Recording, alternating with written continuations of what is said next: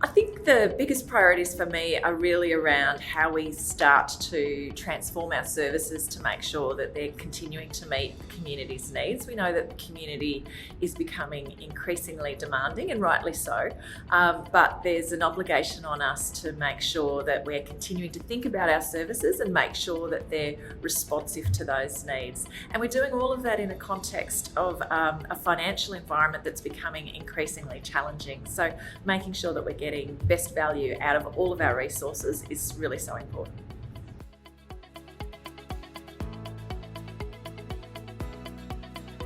Really large piece around our long-term financial sustainability, and that involves looking at everything from the services that we deliver, the efficiency of our day-to-day operations, how we're using technology to enable different methods of service delivery.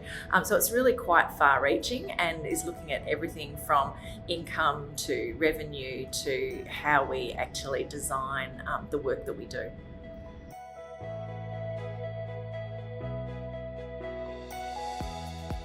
They're critical because I think we need to continue to adapt and evolve.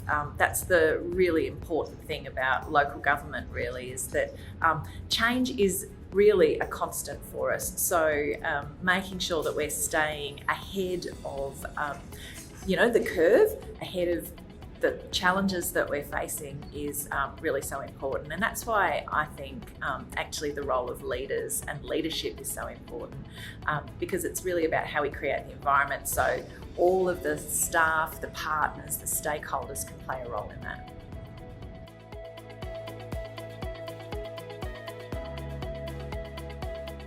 I think there's a whole range of different things that you need to have in your toolbox, really.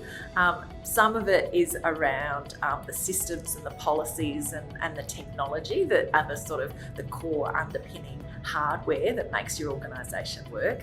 And the other is around some people would call them softer things, but I actually think that they're some of the harder things, and they're actually around how you leverage culture, how you leverage relationships, how you leverage the trust in your organisation so that you can actually get discretionary effort.